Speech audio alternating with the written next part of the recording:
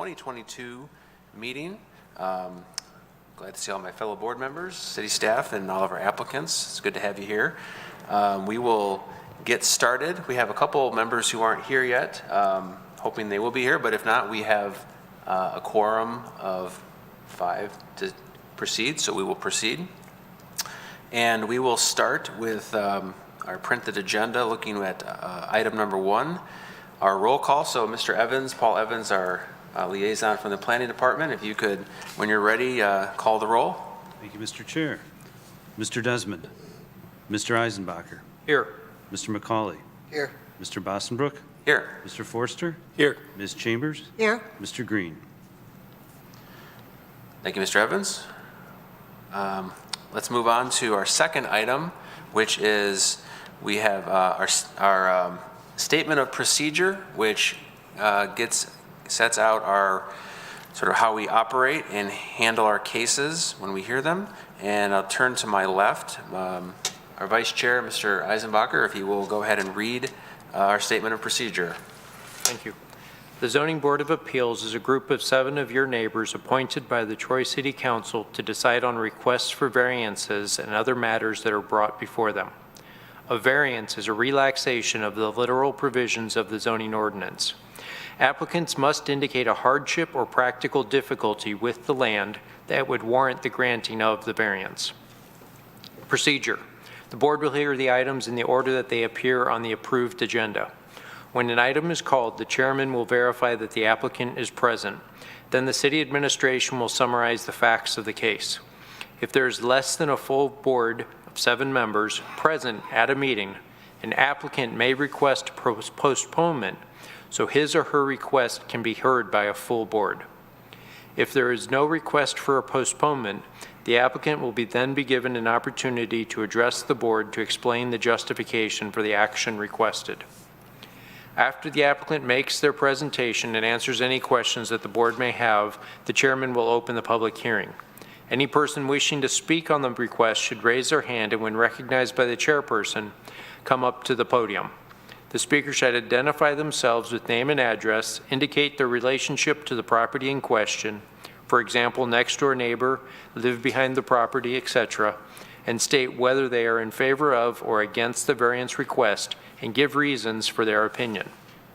Comments must be directed through the chairperson. Comments should be kept as brief as possible and closely pertain to the matter under consideration. Only one person will be recognized by the chairperson to speak at one time.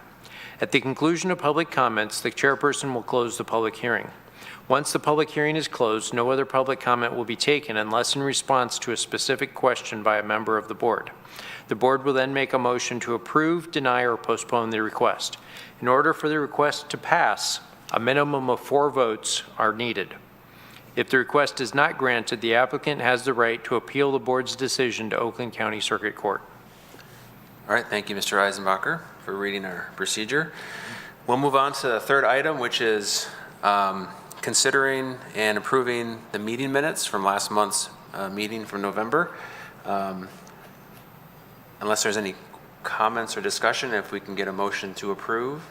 Mr. McCauley? I move that we approve the minutes from last meeting. All right, thank you. And a second? Second. Mr. Forster? I think we're ready for a vote. Mr. Evans? Mr. Eisenbacher. Yes. Mr. McCauley. Yes. Mr. Green. Mr. Forster. Yes. Ms. Chambers. Yes. Mr. Bossenbrook. Yes. Meeting minutes approved from last month. Now we'll move on to tonight's agenda, approving tonight's agenda, which has been printed for us. Unless there's any discussion, yes, Mr. McCauley. I have a typo in the minutes for the second item that we'll be hearing tonight. This is a little small, hold on. It got small on me. The spelling of the applicant's name in the minutes is incorrect. It should read Raymond O. and Pamela Sloan, S-L-O-N-E, no A. All right. Thanks for catching that. Wait, the minutes or the agenda?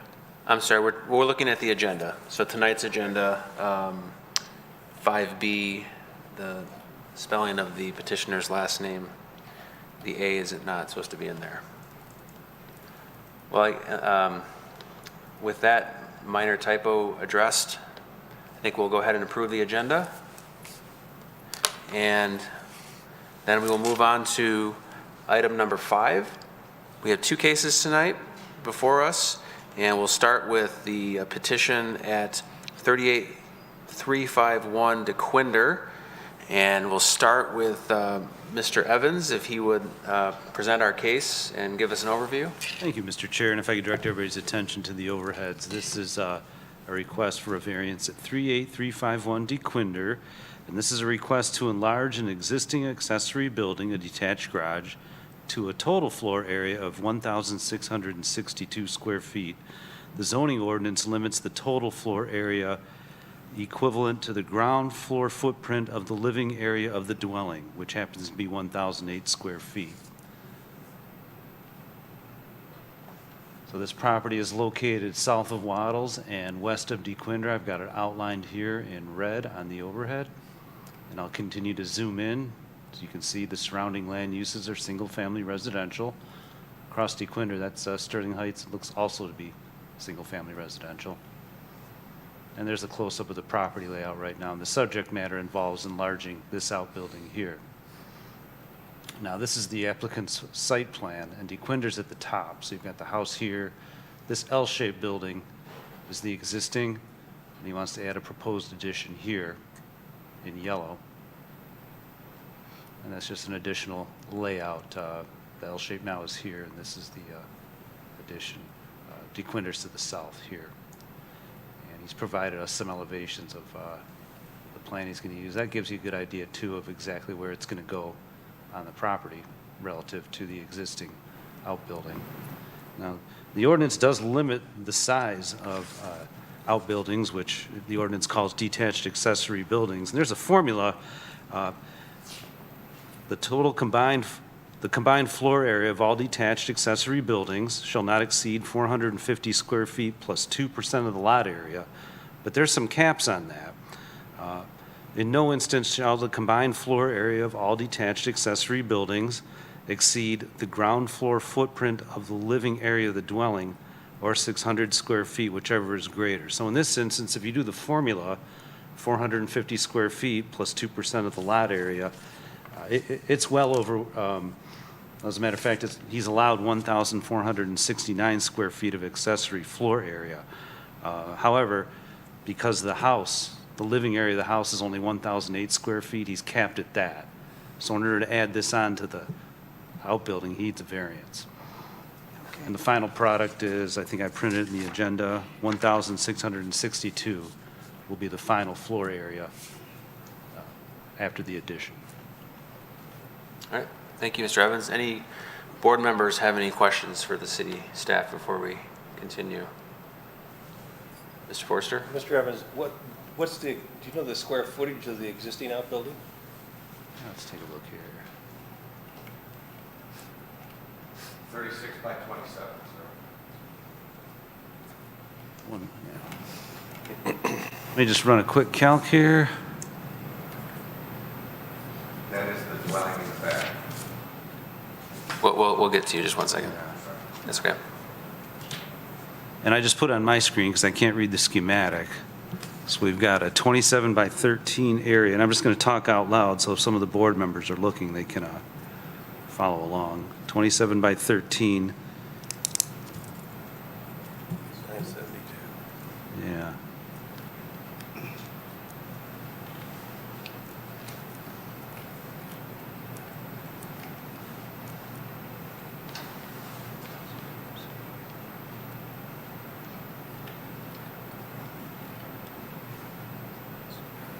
I come up with 776.5. So 776.5 square feet looks to be the existing. Thank you. And I'm going to do that once more just to be sure. Yeah.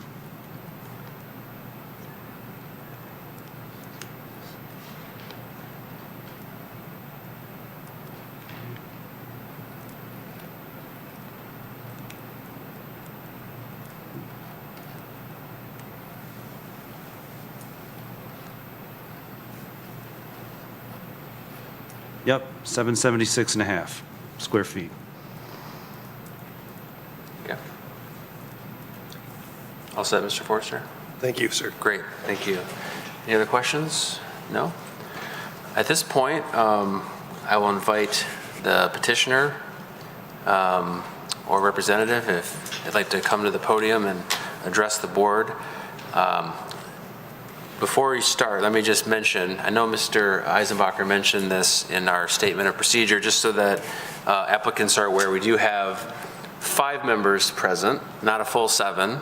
So it is the right of an applicant to request a postponement if you would prefer to have a full board of 7 hear your case. We need 4 affirmative votes to request or to approve a variance request.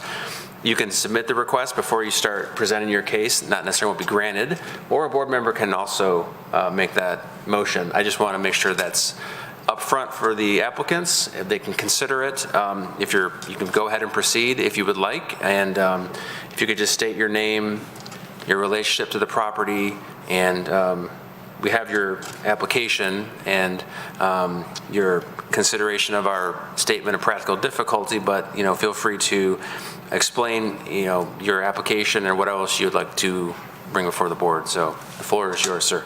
Thank you. Good evening. My name is Donald Pentecost. I am the resident of 38351 DeQuinder Road. I've been a resident of that house for over 20 years, close to. My grandfather built this house, so we've been a Troy taxpaying for over 60 years. My proposal is to, with my vehicles that I have, I do not wish to cover them up in tarps and present the place in a shoddy manner. I'd like to have a structure covering my 68 Charger, my 59 T-Bird, my 68 Chrysler 300, vehicles with value that I'd like to store in somewhat of a sheltered place. And this is my proposal.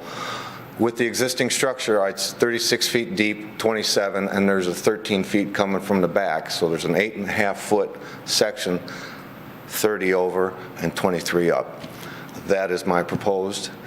I've worked with various construction people, Menards, trying to get a developer to manage this outfit, and I will be successful in this, but I do want to present myself to the board to see if I can have this allowed.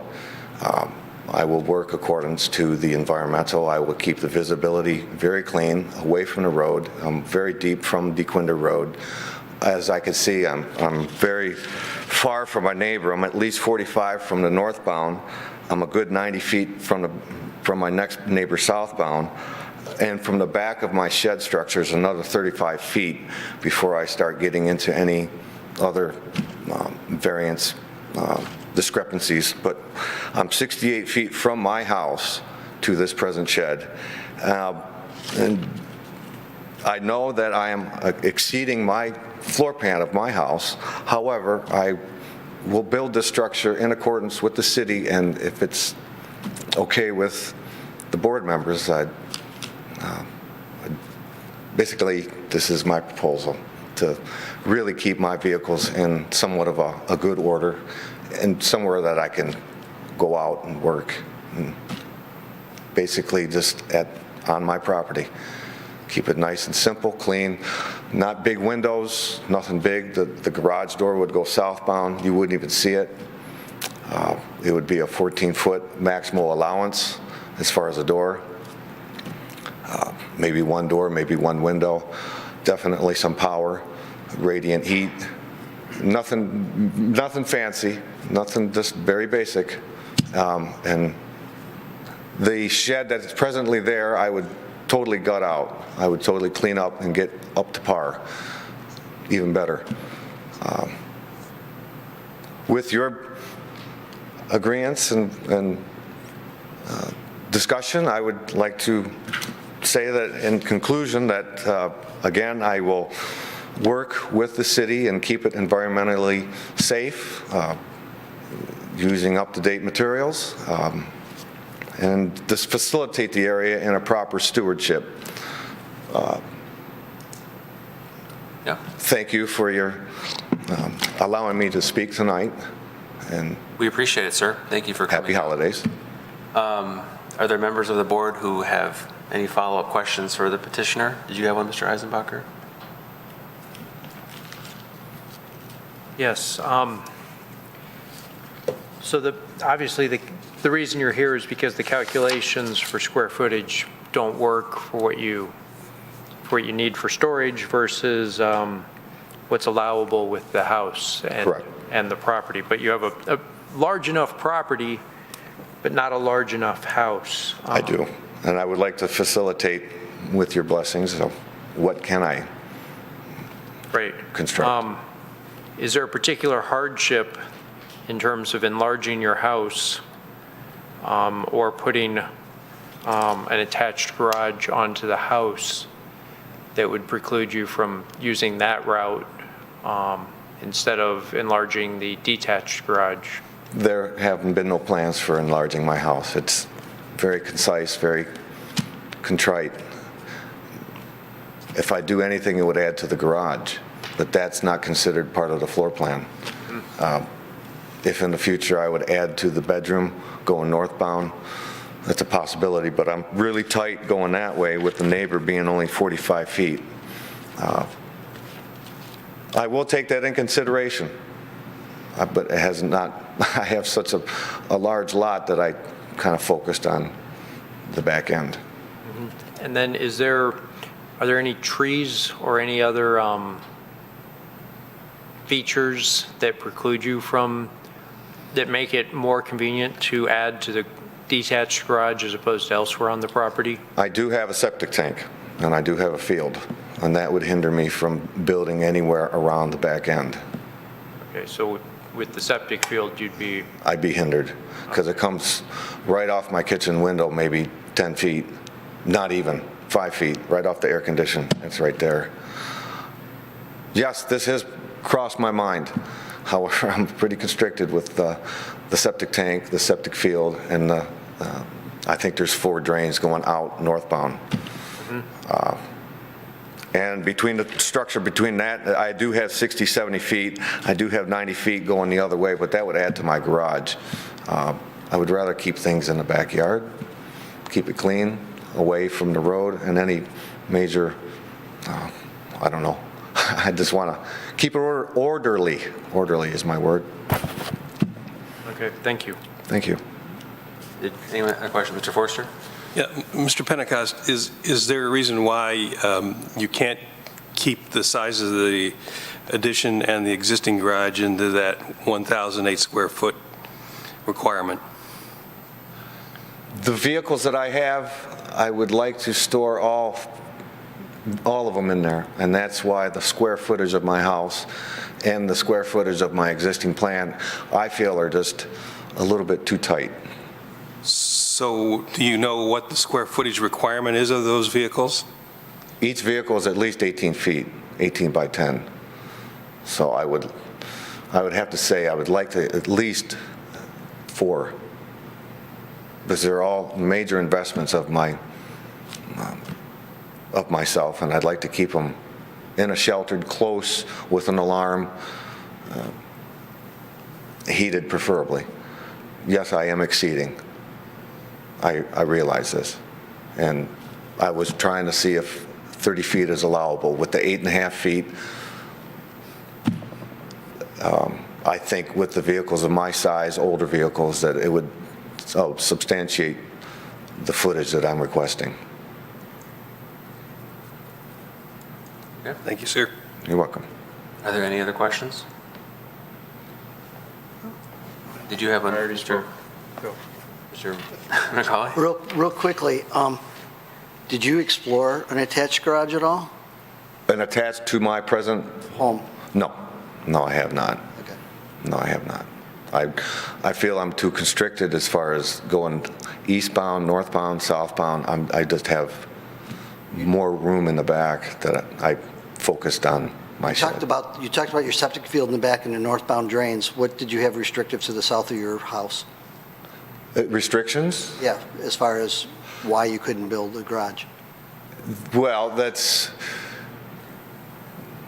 I don't want to build there. I don't want to build over that way, simply put.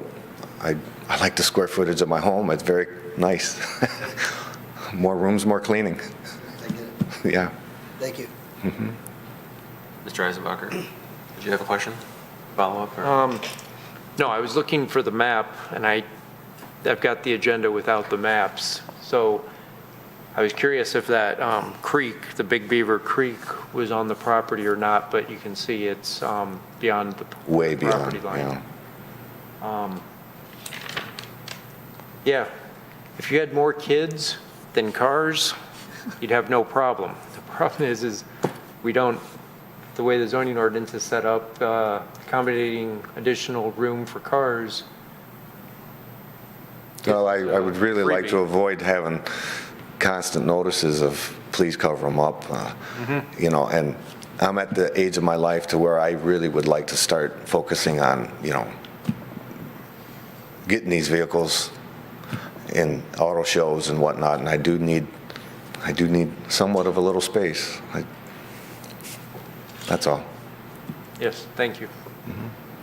Okay, well, I think we don't have any further questions from the board, so we appreciate your answering our questions, sir. And you can go ahead and have a seat, and we will continue our deliberations. At this point, I will open the public hearing.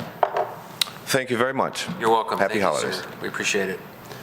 Don't see any public comment, no correspondence on this matter. So I will close the public hearing for this appeal and then now bring it back to our board members to have any further discussion, deliberation, any motions to act on the variance request. Anyone wish to be recognized? Mr. Eisenbacher? This doesn't happen very often where we actually have a creek close to one of the properties. But the parcel behind his house looks like it's almost landlocked because of that creek. And in terms of impact on the neighborhood, having the garage behind the house makes more sense because it's completely hidden from DeQuinder, it's hidden from the neighbors, it's as far away from everyone else as possible, as opposed to having an attached one. So it logically makes sense what the petitioner is asking for to enlarge the garage. The question is does it make our criteria?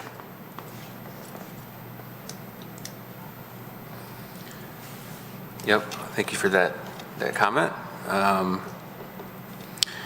think I'll just, Mr. Colley, do you want Go to? ahead. I think, you know, just again, going back to our statement of practical difficulties since you raised it, Mr. Eisenbacher, I think I'm having a hard time seeing how this satisfies each of the 5 elements that we're supposed to find to grant a variance. I think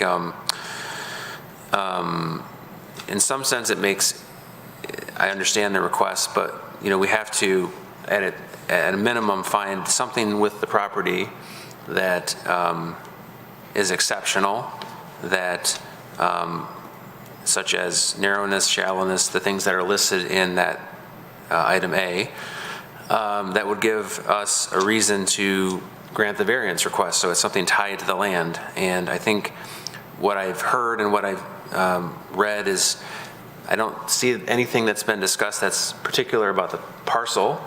I think what we've heard and read is largely something that is of great personal value to the applicant, which I appreciate and respect, but I think it's really something of a personal nature that's being requested. So I can't see item A or C being satisfied. So I can't at this point support the variance request, and that's kind of where I am right now. Any other member of the board wish to be? Mr. McCauley? I applaud Mr. Pentecost for coming tonight because I think what you're trying to do is admirable with trying to consolidate everything in the building. As a potential neighbor to the north who's close by to your shed and everything, I think that if that was done, that they would be very happy with that, and I think that it would do serve your purpose too. I came out today to view the property just to get an idea of it, And I love the lot. I think it's a great lot. Unfortunately, I agree with our chair that did not see anything unusual of the characteristics of the lot. I didn't see anything about the location of it. And basically, it's just for the personal nature of wanting to be able to store cars. So I look at the 3 out of the 5, it doesn't meet our criteria. That's why I asked about the adding of a attached garage to your house, if that was a feasible option. So that way, that might help in regards to being able to do this. There's no reason to support it other than the fact that I think it's a great idea, just not attainable at this time. Appreciate that, Mr. McCauley. Anyone else wish to be recognized? Mr. Forster? I'd like to echo Mr. McCauley. I think it's a great idea. Unfortunately, the rules that we have to work by don't permit it, and that's one of the reasons why I ask, could it be done within the dimensional requirements? And if it could, it would be, I think, a great idea. I certainly agree that it would be great to have something like that. I think it would improve the value of your property. But unfortunately, that 1,008 feet is a restriction that we can't change. And I agree that in terms of the 5 characteristics we've got to look for, we don't come close to hitting those. Thank you, Mr. Forster. All right, any other discussion, or is there any motion that a member of the board would like to make?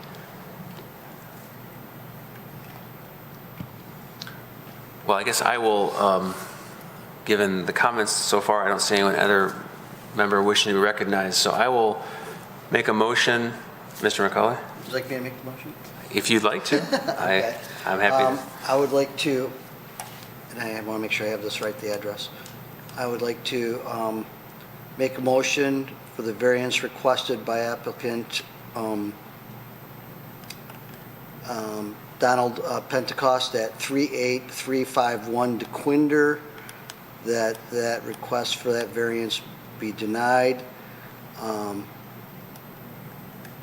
due to the applicant not being able to demonstrate, 1, the exceptional characteristics of the property. That's an F, I'm sorry. G, the characteristics which make the compliance difficult must be related to the premises sought, not any other location.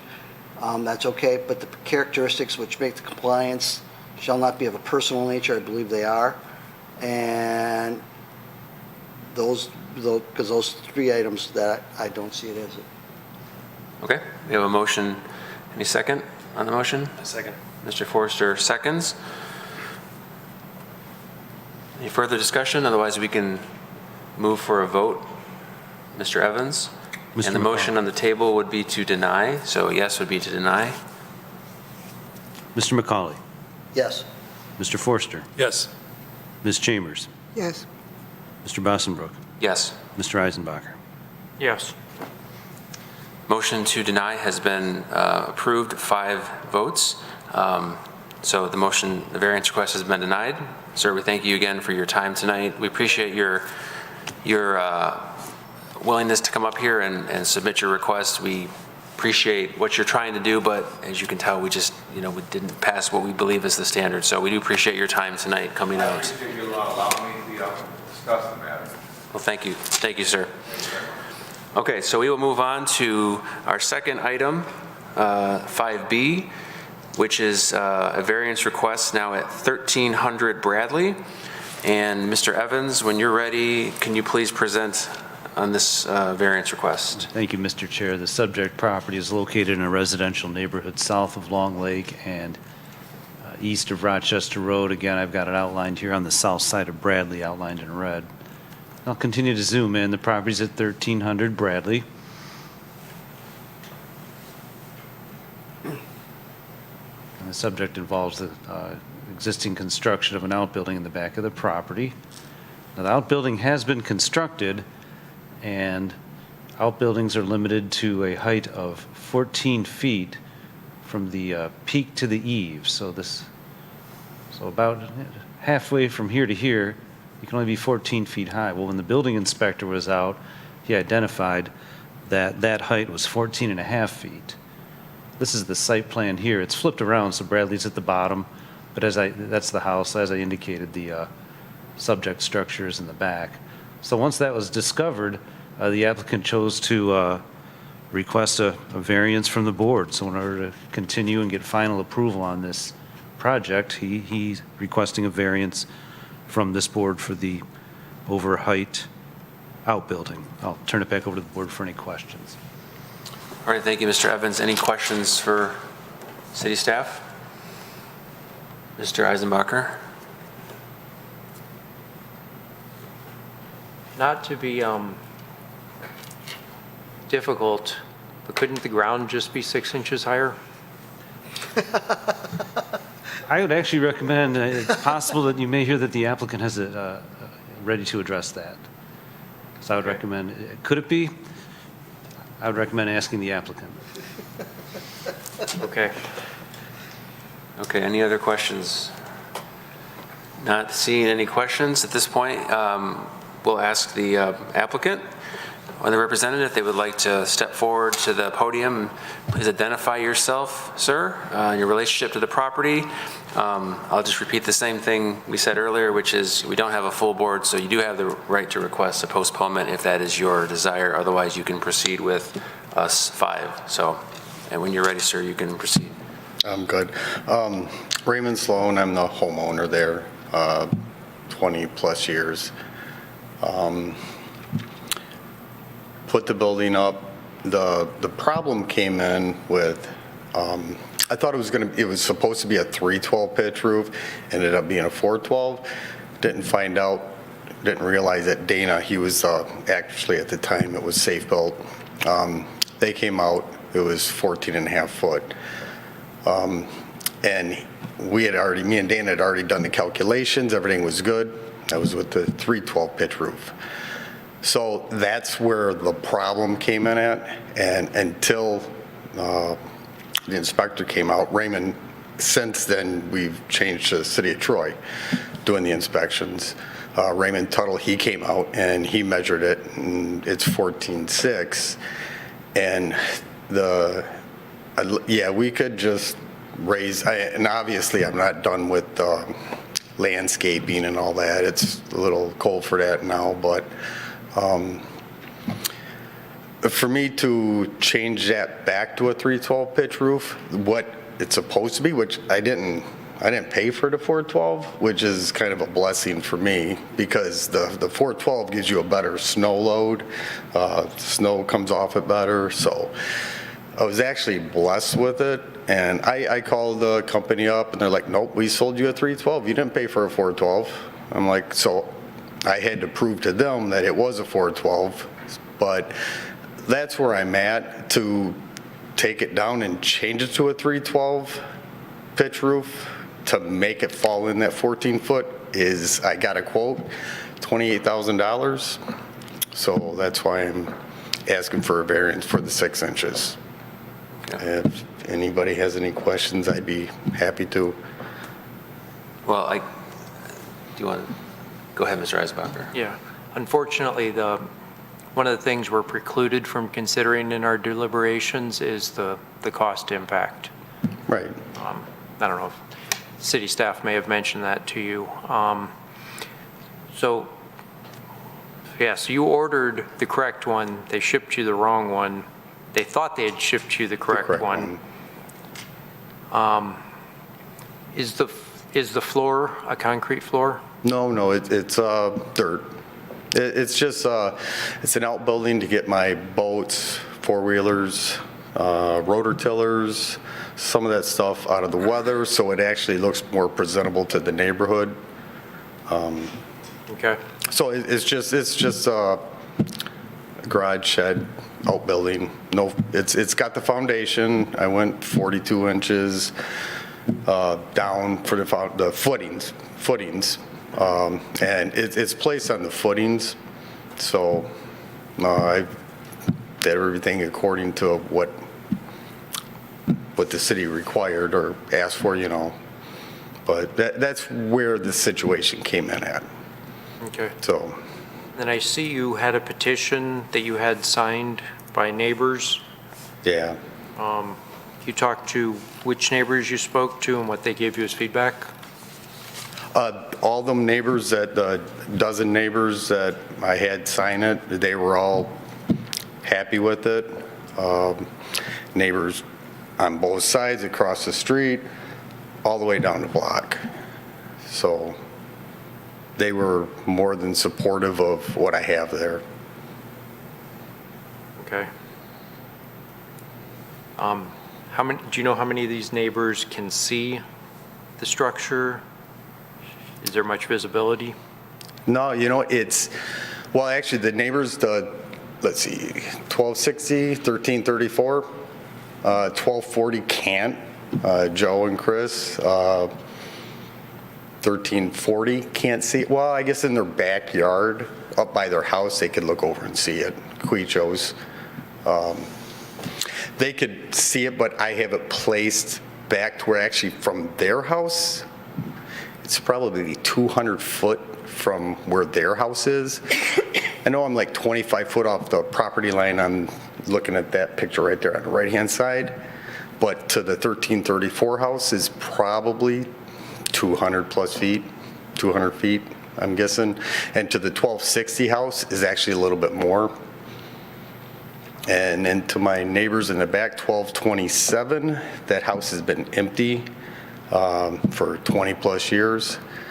And 1241 on Shallowdale, Cornel, he's actually been very supportive of everything I've tried, because I've tried to clean it up when I moved in there. We had emerald ash borer disease, and we had to take out a bunch of trees. He's been back there supportive of me.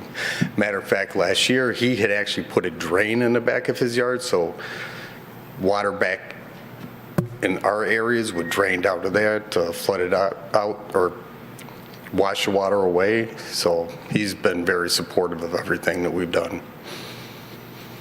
Okay. And then in terms of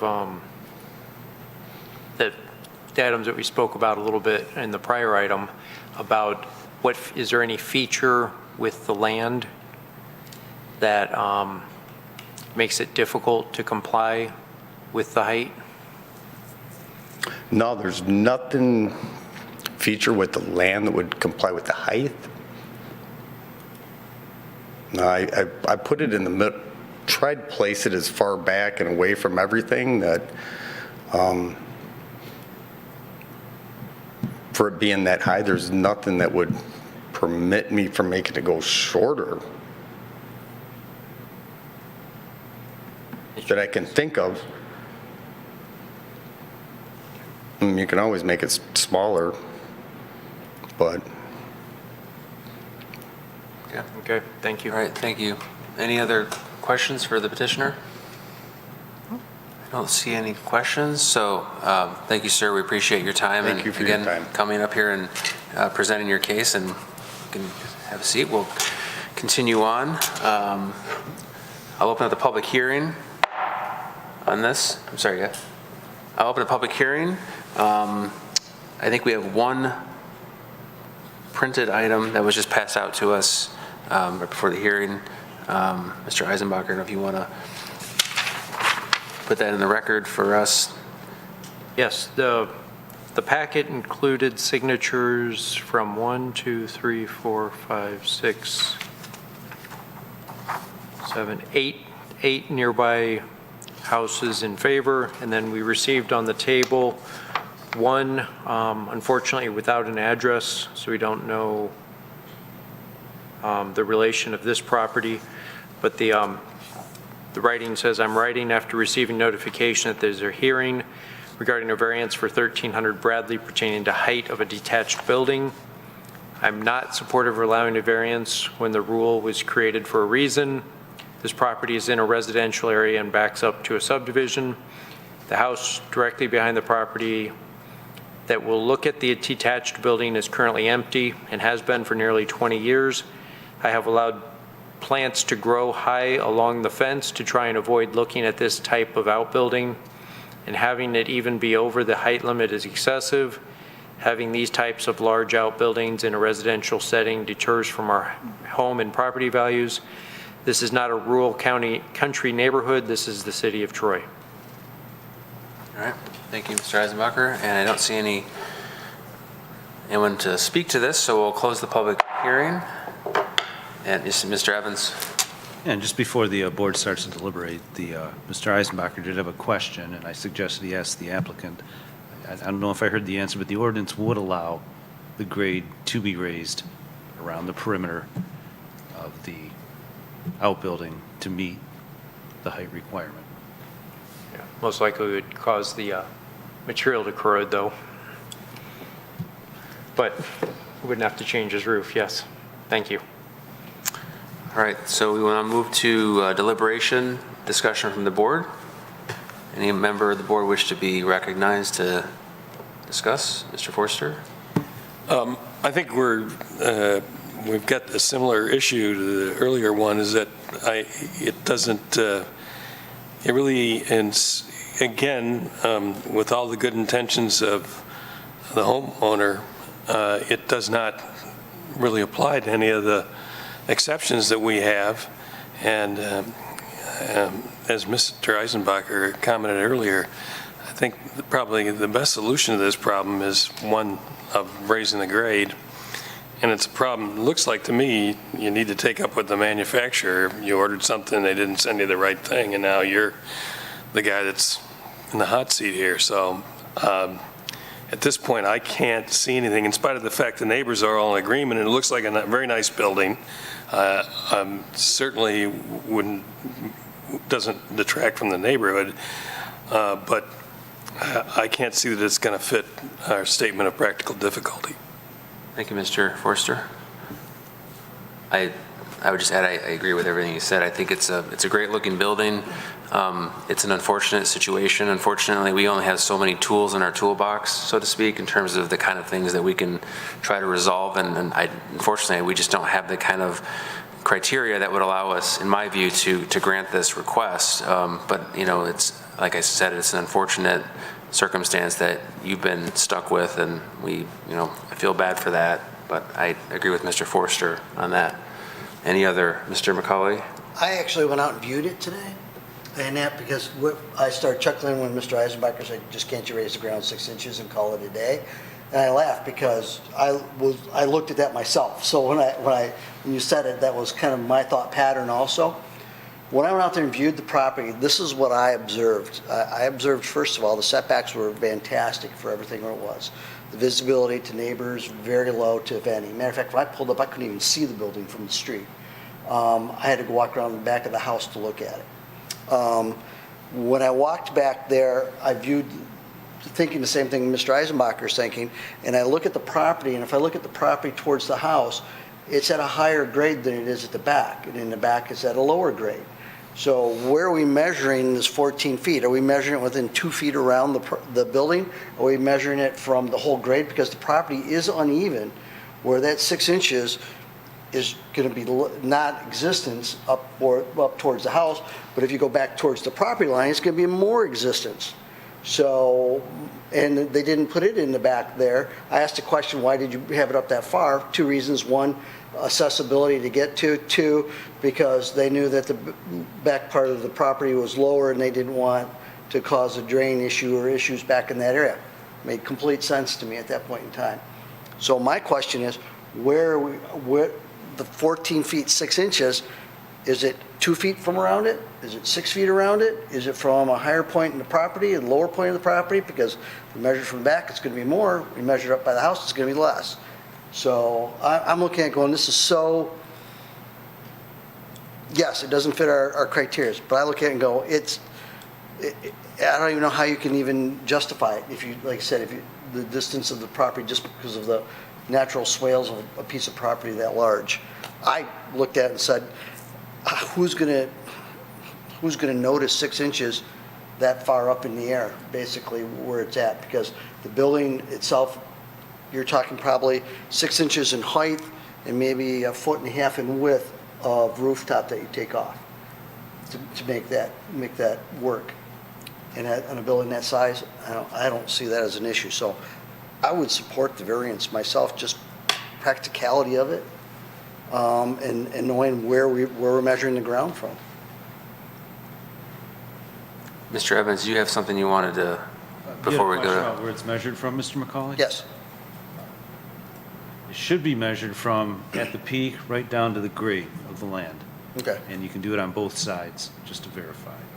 I didn't, the building inspector's notes don't say exactly where, but I know we had actually 2 different inspectors look at that to confirm.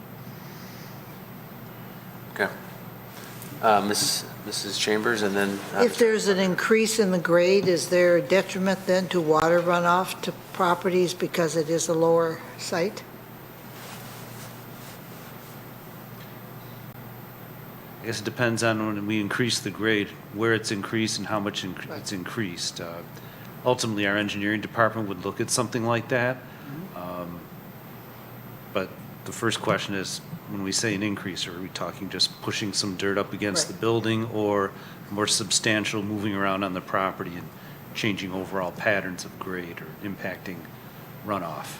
That's the question, yes. How high would the upgrade be? Mr. Eisenbacher? In terms of grading, the thing that jumps into my head when you say puts more dirt around the building is that it makes it so that the insides of the building are more prone to flooding. So it's a negative for the Building? owner of the building than the neighbors, because with that particular property, it's a very large property and there's plenty of space around the building that wouldn't be affected. But if we look at item A of our statement of practical difficulty, one of the items that is specifically called out is topography. And the point Mr. McCauley was bringing up is the topography of the land. If it's wavy on the property, it's where you're measuring from. So we could say the hardship is that topography, and it's a minimal variance. It doesn't, all the other criteria, I believe, are met because the variance is so small and it's so far set back. So I would be in favor of a variance based on topography for item A and then meeting the criteria for the other 4. Okay, thank you. Is there a member of the board that wants to make a motion, one way or the other?